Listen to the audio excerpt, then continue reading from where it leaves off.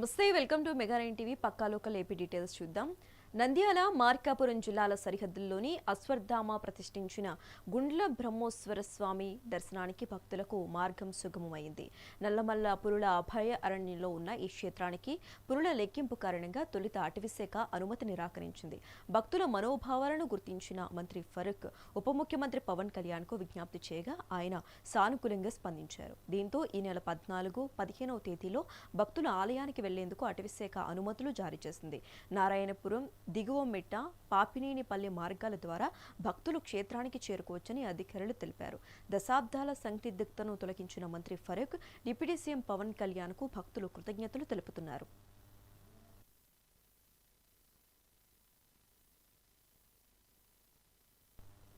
తిరుపతిలోని శ్రీ కపిలేశ్వర స్వామి వారి బ్రహ్మోత్సవాలలో భాగంగా మహాశివరాత్రి పర్వదినాన్ని ఘనంగా నిర్వహించనున్నారు. భక్తుల రద్దీని దృష్టిలో ఉంచుకుని ప్రత్యేకంగా క్యూ లైన్లు, చలువ పందిళ్లు, పార్కింగ్ ప్రదేశాలు ఏర్పాటు చేశారు. మహాశివరాత్రి సందర్భంగా ఉదయం మహాన్యాసపూర్వక ఏకాదశి రుద్రాభిషేకం నిర్వహిస్తారు. ఉదయం 8 గంటల నుంచి 10 గంటల వరకు రథోత్సవం, ఉదయం 11 గంటల నుంచి 12 గంటల వరకు స్వప్న తిరుమాంజనం, సాయంత్రం 6 గంటల నుంచి రాత్రి 10 గంటల వరకు విశేషమైన నంది వాహన సేవ జరగనున్నాయి. ఈ నేపథ్యంలో ఇప్పటికే ఆలయం వద్ద ఏర్పాట్లు పూర్తి చేశారు టీటీడీ అధికారులు. ఇక ఏర్పాట్లకు సంబంధించిన మరింత సమాచారం మా ప్రతినిధి రమణ కుమార్ తెలియజేస్తారు. ఆలయంలో బ్రహ్మోత్సవాలు అంగరంగ వైభవంగా జరుగుతున్నాయి. ఈ బ్రహ్మోత్సవాలలో భాగంగా మహాశివరాత్రి 15వ తేదీ ఆదివారం రావడంతో కూడా పెద్ద ఎత్తున భక్తులు ఏదైతే కపిలేశ్వర ఆలయానికి తరలి వస్తారని టీటీడీ ఇప్పటికే భావించింది. ఈ నేపథ్యంలోనే పెద్ద ఎత్తున భక్తులు వస్తారనే ఉద్దేశంతో ఇప్పటికే దాదాపు అన్ని ఏర్పాట్లను కూడా టీటీడీ ఏర్పాట్లు పూర్తి చేసిన పరిస్థితి అయితే ఉంది. ముఖ్యంగా ఏదైతే ఆ ప్రాంతంలో చలువు పందిళ్లు కావచ్చు, పార్కింగ్ ప్రదేశాలు, వీటన్నిటికీ ప్రాధాన్యత ఇస్తూ కూడా, ఎందుకంటే పట్టణం నడిబొడ్డున ఉన్న శివాలయం కాబట్టి ఆ ప్రాంతంలో భక్తుల తాకిడి, అంటే వాహనాల తాకిడి కూడా ఎక్కువగా ఉంటుంది. ఈ నేపథ్యంలోనే అక్కడ పార్కింగ్ కావచ్చు, లేకపోతే ఏదైతే భక్తుల నడిచేదానికి వీళ్ళన్నిటికీ కూడా వీలుగా ఉండే విధంగా టీటీడీ ఏర్పాట్లను అయితే పూర్తి చేసింది. మరోపక్క మహాశివరాత్రి సందర్భంగా ఆదివారం తెల్లవారుజామున 2:30 నుంచి 4:30 వరకు మహాన్యాస పూర్వక ఏకాదశి రుద్రాభిషేకం నిర్వహిస్తారు. ఉదయం 8 గంటల నుంచి 10 గంటల వరకు రథోత్సవం, అలాగే ఉదయం 11 గంటల నుంచి 12 గంటల వరకు స్వప్న తిరుమంజనం, అలాగే సాయంత్రం 6 గంటల నుంచి 10 గంటల వరకు విశేషమైన నంది వాహన సేవ జరిగే విధంగా టీటీడీ ఏర్పాట్లు చేసింది. మరోపక్క ఉదయం 6 గంటలకు, మధ్యాహ్నం 2 గంటల వరకు, సాయంత్రం 4:30 నుంచి రాత్రి 12 గంటల వరకు భక్తులకు సర్వదర్శనం ఉంటుందనేనని టీటీడీ ఈ సందర్భంగా తెలియజేసిన పరిస్థితి. మరో 16వ తేదీ సోమవారం తెల్లవారుజామున 12 గంటల నుంచి ఉదయం 4 గంటల వరకు లింగోద్భవ దర్శనం ఉంటుందని టీటీడీ తెలిపిన పరిస్థితి. లింగోద్భవ అభిషేకం నిర్వహిస్తున్న సందర్భంలో భక్తులకు దర్శనం కల్పిస్తారు. మహాశివరాత్రి మరుసటి రోజు అంటే సోమవారం శివపార్వతుల కళ్యాణం కూడా నిర్వహించడానికి టీటీడీ అన్ని ఏర్పాట్లను పూర్తి చేసింది. సాయంత్రం 6 గంటల నుంచి 7:30 వరకు ఆర్జిత సేవగా ఈ కళ్యాణోత్సవాన్ని నిర్వహించడానికి టీటీడీ అన్ని ఏర్పాట్లను పూర్తి చేసింది. మొత్తం మీద ఆదివారం ఏదైతే శివరాత్రి సందర్భంగా శైవ క్షేత్రాలన్నీ కూడా భక్తులతో కిటకిటలాడున్నాయి. దీనికి సంబంధించి ఆయా ఆలయాలలో అధికారులు అన్ని ఏర్పాట్లను కూడా దాదాపు పూర్తి చేసిన పరిస్థితి అయితే ఉంది. ముఖ్యంగా తిరుపతిలో వెలిసిన ఈ కపిలేశ్వర ఆలయానికి సంబంధించి భక్తులు పెద్ద ఎత్తున ఆదివారం, సోమవారం 2 రోజులు వస్తారనే ఉద్దేశంతో టీటీడీ ఇప్పటికే అన్ని ఏర్పాట్లను పూర్తి చేసిన పరిస్థితి. వీడియో జర్నలిస్ట్ సంతోష్తో రమణ్ కుమార్, మెగా 9 టీవీ, తిరుపతి నుంచి. అనంతపురం జిల్లా పుట్టపర్తి సబ్ డివిజన్ పరిధిలో పోలీసులు డ్రోన్ కెమెరాలతో ప్రత్యేక నిఘా ముమ్మరం చేశారు. బుక్కపట్నం మండలం సిద్ధారాంపురం, దూంపల్లి అటవీ ప్రాంతాల్లో అసాంఘిక కార్యకలాపాలను అరికట్టేందుకు ఈ అత్యాధునిక సాంకేతికతను వాడుతున్నారు.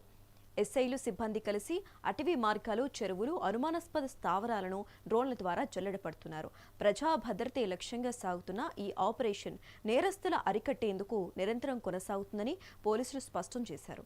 ప్రజలు అప్రమత్తంగా ఉండి పోలీసులకు సహకరించాలని కోరారు.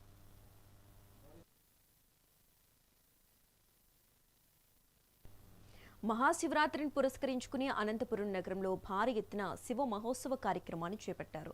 అనంతపురం నగరంలోని శ్రీనగర్ కాలనీ సమీపంలో సుమారుగా 20 ఎకరాల్లో 20,000 మంది మహాశివ మహోత్సవం కార్యక్రమానికి హాజరై మహాశివుడి ఆశీస్సులు పొందే విధంగా భారీ ఏర్పాట్లను చేస్తున్నారు నిర్వాహకులు. భారీగా భక్తులు వస్తారన్న సమాచారంతో ముందస్తుగా పోలీస్ బందోబస్తు ఏర్పాటు చేశారు. భక్తులందరూ మహాశివరాత్రిని పురస్కరించుకుని నిర్వాహకులకు సహకరించి మహాశివుడి ఆశీర్వాదాన్ని అందరూ స్వీకరించి సహకరించాలి అంటున్న మహాశివ మహోత్సవం నిర్వాహకుడు చల్లా లక్ష్మీ ప్రసాద్ బాబుతో మా ప్రతినిధి రవితేజ ఫేస్ టు ఫేస్.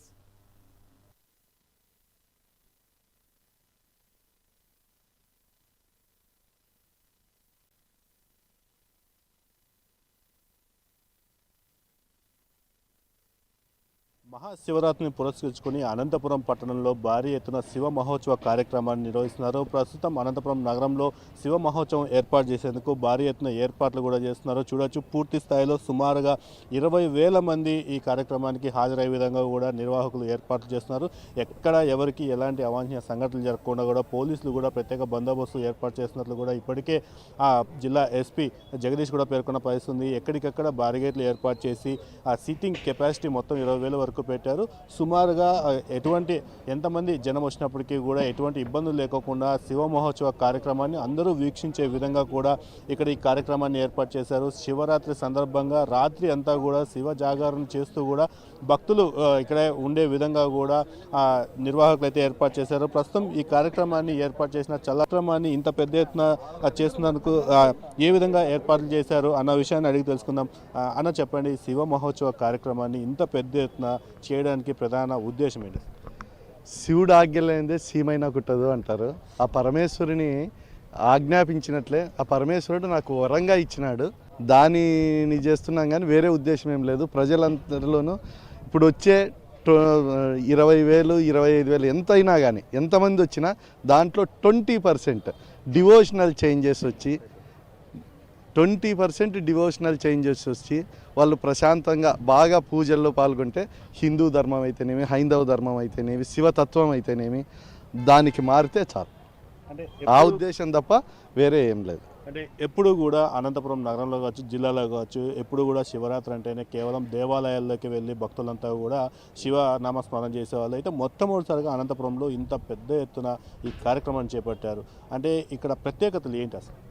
ప్రత్యేకత ఏం లేదు. ప్రతి గుళ్ళల్లోనూ శివాలయంలో బాగా వెళ్తారు భక్తులు. ఈ భక్తులు వెళ్ళే క్రమంలో మనం స్వయంగా భక్తులతో శివలింగం ఇచ్చి చేయిస్తే ఇంకొద్దిగా వాళ్ళకి భక్తిభావం కలుగుతుంది. ఆ లింగం తీసుకెళ్ళి ప్రతిరోజు ఇంట్లో పూజ చేసుకుంటే మంచిగా ఉంటుంది అనే ఉద్దేశంతోనే ఇది ఇంత మాఫ్గా జనాలు 20,000 మంది 15,000 శివలింగాలతో అభిషేకం అంటే 100 చండీ హోమాలు చేసిన యాగం చేసిన పవర్, పాజిటివ్ వైబ్ అది వస్తే చాలు, బాగుంటుంది. ఇది ప్రజలకు కానీ ఎవరికైనా కానీ మంచిగా ఉంటుంది. దీన్ని చూసి ఇంకా 10 మంది ఎక్కువ ఏదన్నా భక్తిభావంలో నడిస్తే బాగుంటుంది అనే ఉద్దేశం తప్ప వేరే ఏం లేదు. అంటే ఇక్కడ ప్రత్యేకంగా చెప్పుకోవాల్సింది, ఉజ్జయిని నుంచి కూడా శివలింగాలను కూడా ప్రత్యేకంగా తెప్పించి వారందరికీ ఇస్తున్నారని చెప్పారు. అయితే ఆ ఉజ్జయిని దగ్గర నుంచి తెప్పించిన శివలింగాలతో పాటు భక్తులకి ఇంకా ఏమేమి సౌకర్యాలు కల్పిస్తున్నారు?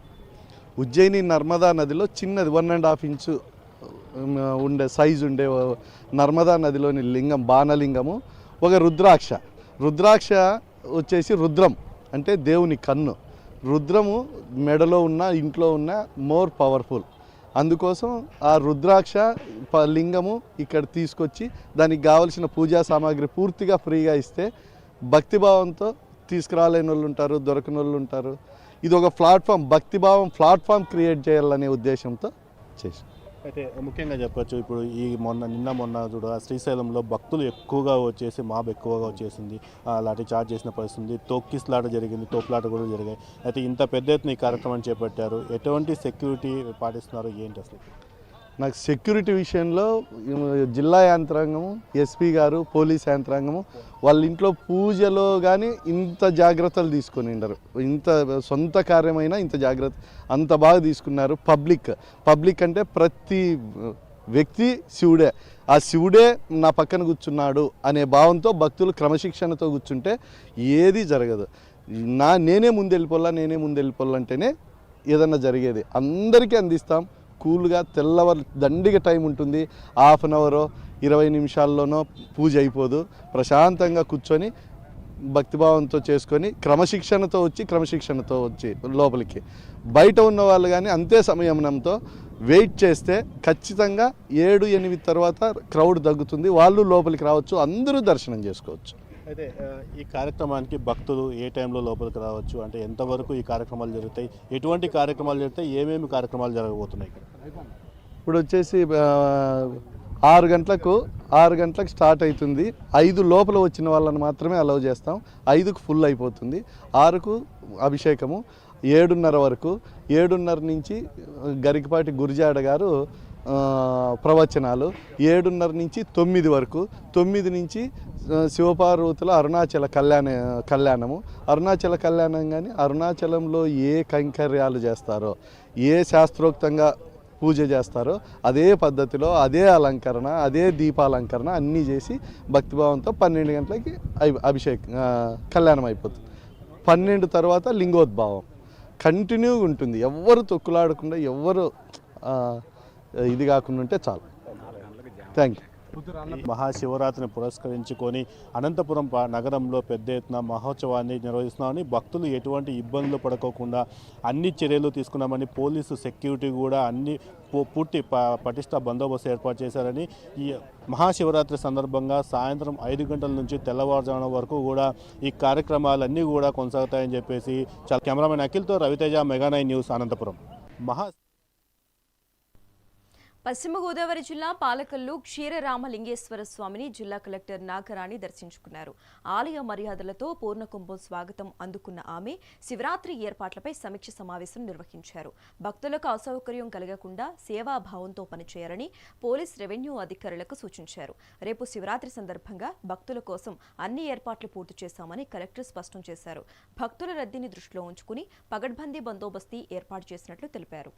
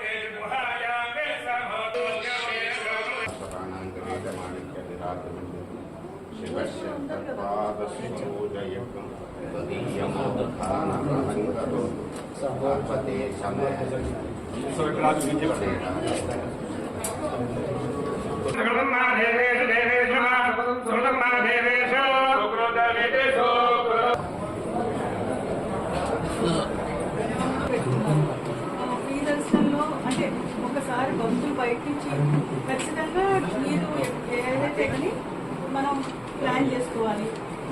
మన ఆలోచనలో ఎలా ఉండాలంటే వచ్చే భక్తుల్లోనే భగవంతుడు ఉన్నారు అనే భావంతో మనం సేవ చేయాలి. అంతేగాని వాళ్ళందరికీ కూడా మనం జాగ్రత్తగా ఫెసిలిటేషన్ చేయాల్సిన అవసరం ఉంది. ఎన్ని రకాలుగా కూడా సన్నిద్ధమైంది. భక్తులకి వచ్చే వేలాది మంది భక్తులకి మంచిగా దర్శనం అయ్యే విధంగా అన్ని ఏర్పాట్లు, క్యూ లైన్ సిస్టము, తర్వాత అన్ని రకాలు అంటే డ్రింకింగ్ వాటర్ కానీ వాళ్ళకి ఫెసిలిటేషన్ అన్నీ కూడా అన్ని విధాలుగా అరేంజ్మెంట్స్ చేసి రెడీగా ఉన్నారు. రేపు అంటే ఎక్కువ మంది భక్తులు వస్తారని ఎక్స్పెక్ట్ చేస్తూ ఉన్నాము. అన్ని సౌకర్యాల విధంగా అన్ని భక్తులకు కూడా మంచిగా దర్శనం అయ్యే విధంగా అన్ని ఏర్పాట్లు చేయడం జరిగింది.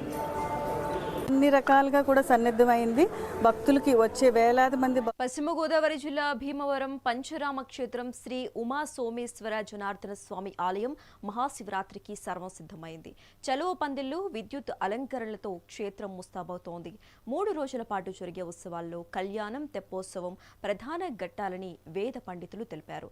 భక్తుల సౌకర్యార్థం ఉచిత ప్రత్యేక క్యూలైన్లు, త్రాగునీరు, మజ్జిగ పంపిణీకి ఏర్పాట్లు పూర్తి చేశామని ఈవో కృష్ణంరాజు పేర్కొన్నారు. శివనామస్మరణతో భీమవరం ఆధ్యాత్మిక శోభను సంతరించుకుంది.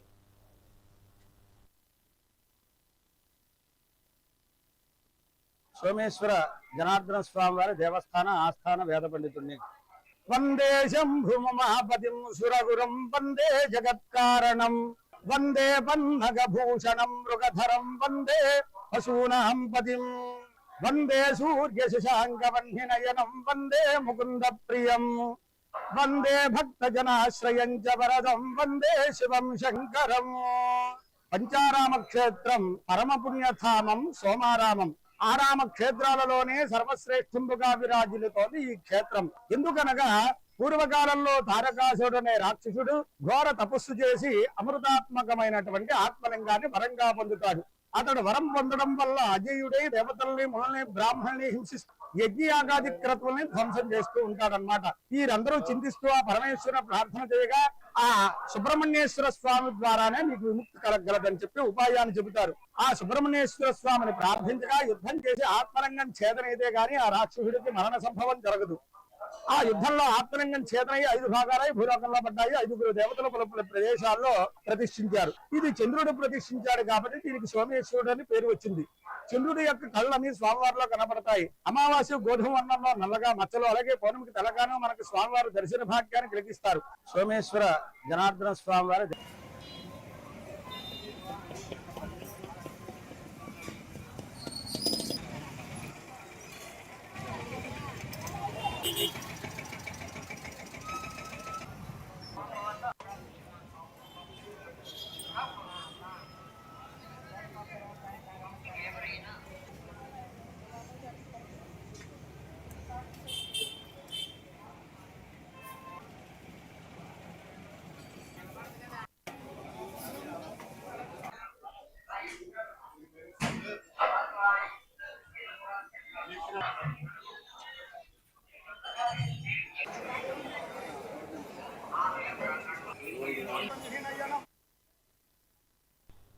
తిరుపతిలో రైల్వే ప్రొటెక్షన్ ఫోర్స్ ఆధ్వర్యంలో నిర్వహించిన సురక్షా సమ్మేళనంలో దక్షిణ మధ్య railway IG aroma Singh Thakur పాల్గొన్నారు.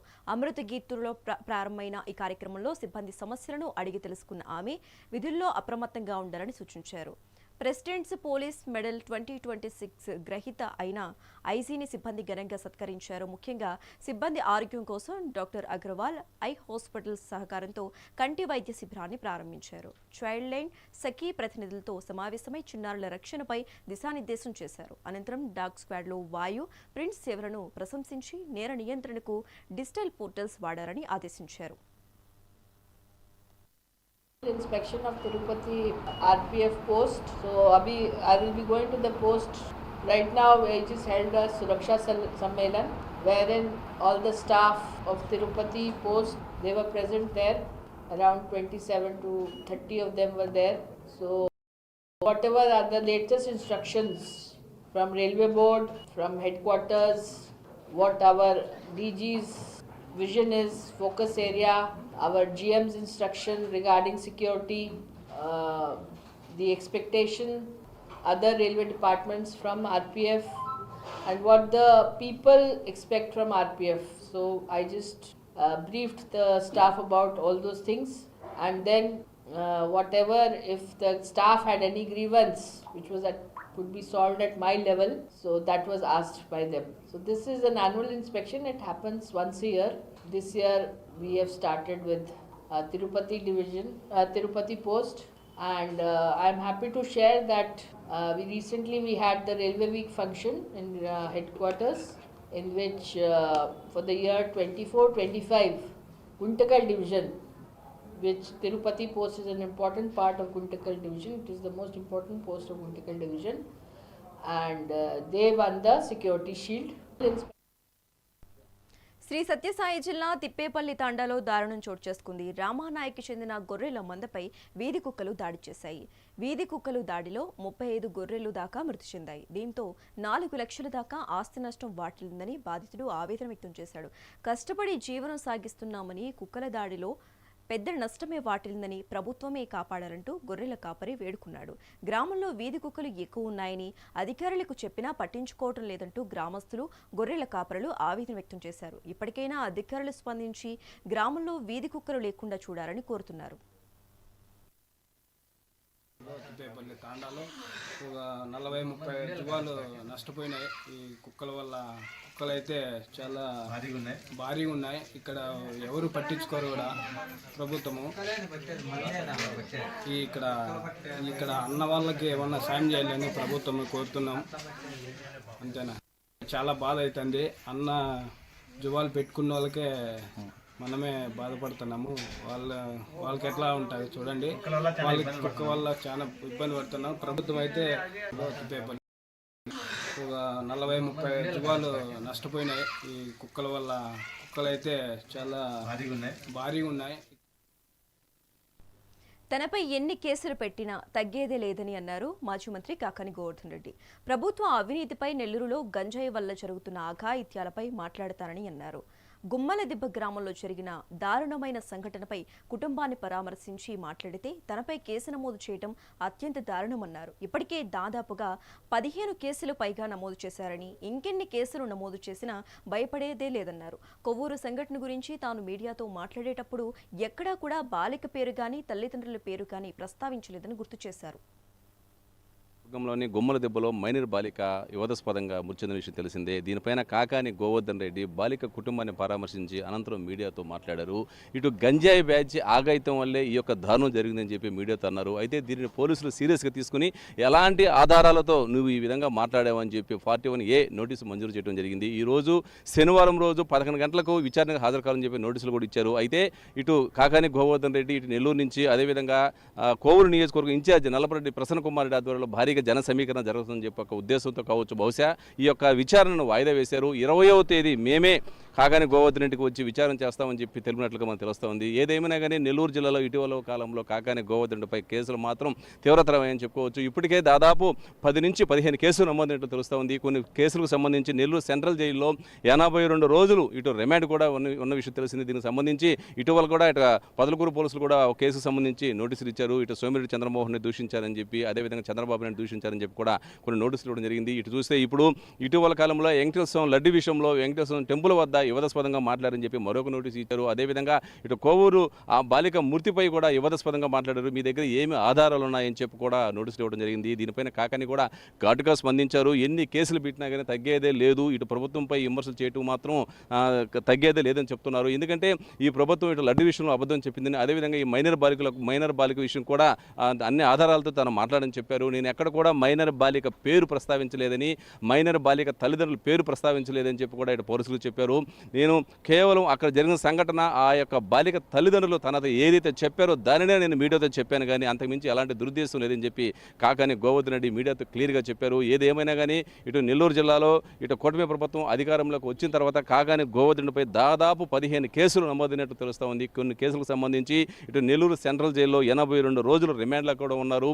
ఇప్పుడు ఈ యొక్క కోవూరు కేసు కూడా కాకాని గోవర్ధన్ రెడ్డి మెడకు కొంచెం గట్టిగా సొచ్చుకునే విధంగా కనిపిస్తూ ఉంది. ఎందుకంటే ఇక మైనర్ బాలిక పైన ఇలాంటి వ్యాఖ్యలు చేయడం దారుణం అని చెప్పి ఇటు పోలీసులు కూడా ఘాటుగా స్పందించి ఇటు నోటీసులు కూడా జారీ చేయడం జరిగింది.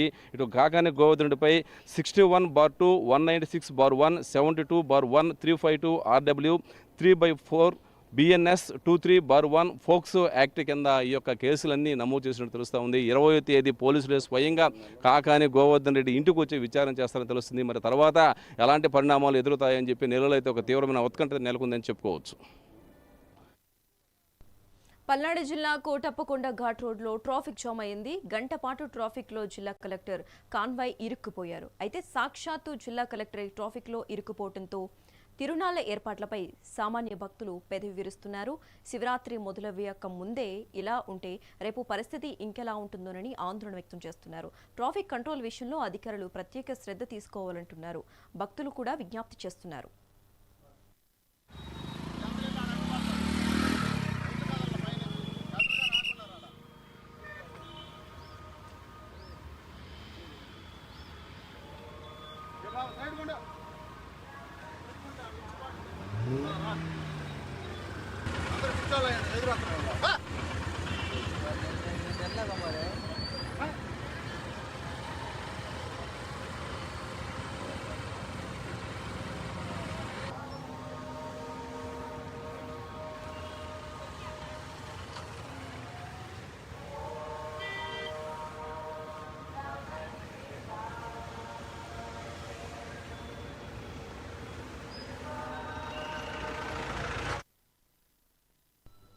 ఇవి ఇప్పటి వరకున్న అప్డేట్స్. మరిన్ని అప్డేట్స్ కంటిన్యూ అయితే చూస్తూనే ఉండండి మెగా 9 టీవీ.